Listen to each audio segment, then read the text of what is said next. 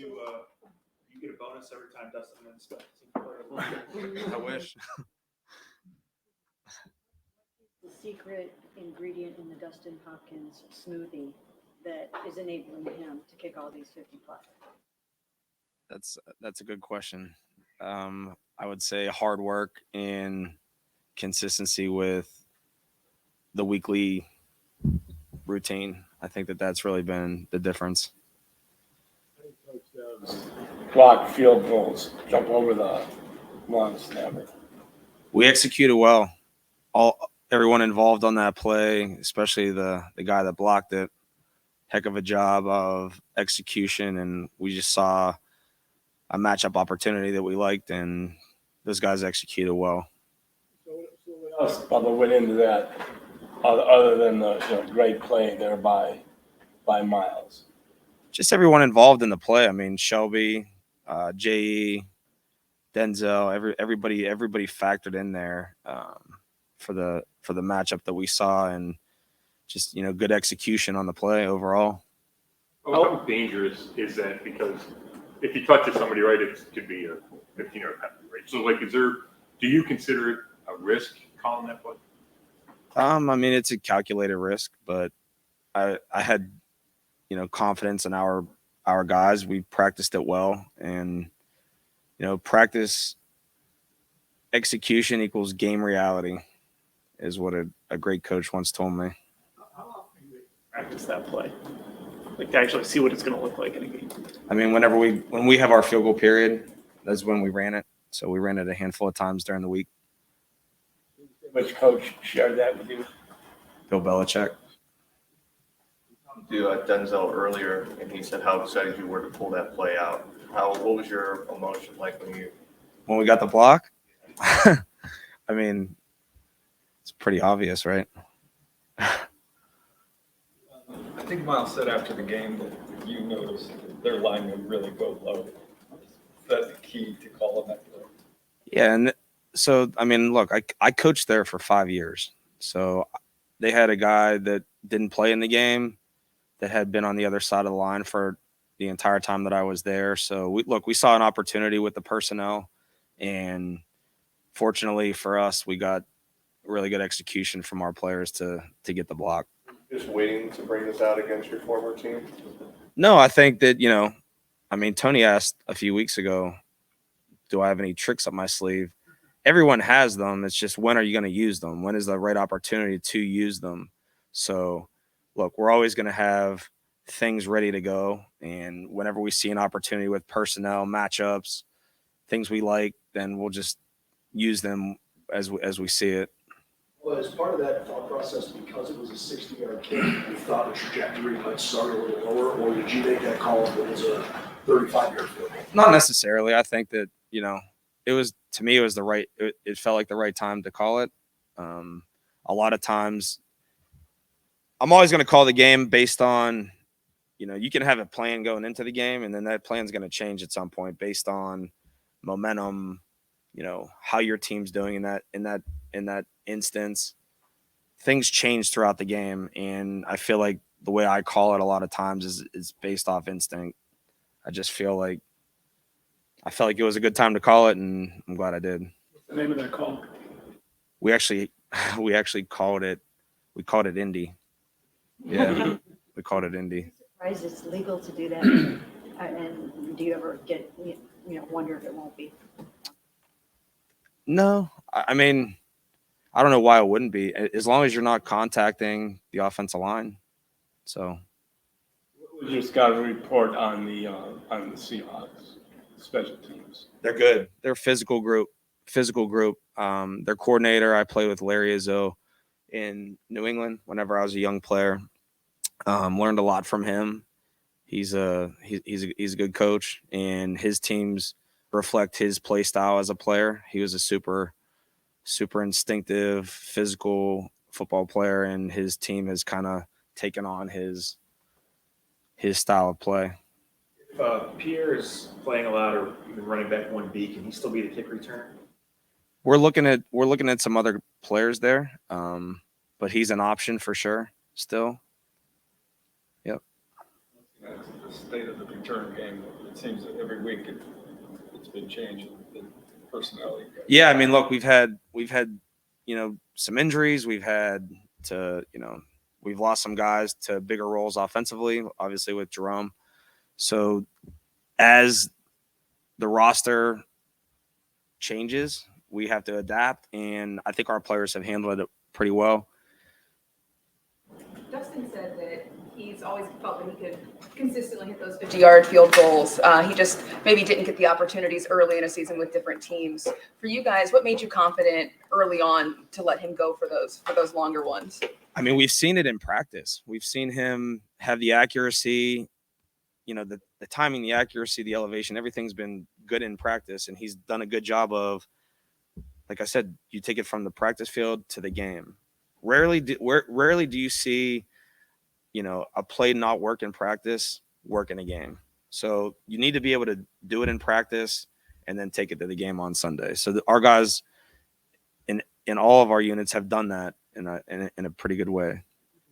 Season, when you talked about how much you hate penalties, what's your running total right now in penalties, and are you pleased with it? We probably have more penalties than it feels, or than it, because we haven't done it. We haven't done a bad job as far as, poor decision making, like that result in penalties, like blocking a guy in the back or something like that.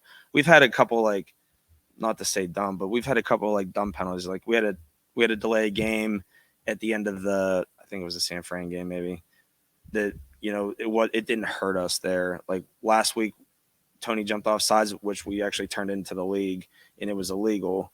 The snapper takes his hand off the ball and pops his head up. So Tony jumps off sides on a punt return. It's like 4th and 17. So we've had a couple of those, penalties, but I think we're playing pretty clean overall. And I'm actually happy with how we've done as far as the penalties go, and not like making fouls. Of how many we've had, I don't know.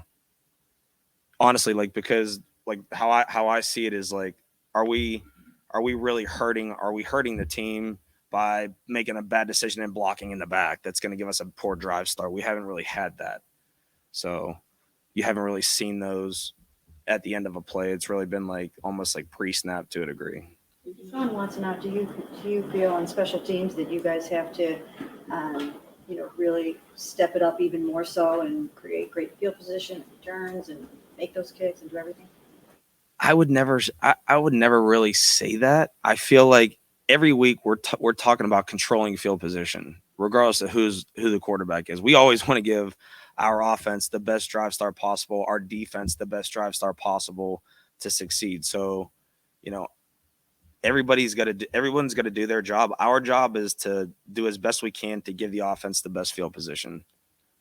Remember when PJ Walker came to Indianapolis, and were you surprised that? Yeah, he was my scout team kick returner. And are you surprised Philip, what's going on here? Yeah, I didn't know he was PJ until a few years later. I used to call him Phil.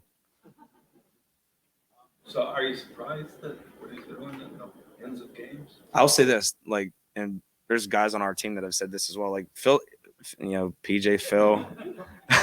I still call him Phil. He's like, "You're the only one who calls me Phil." I'm like, "Well, I don't know you as PJ.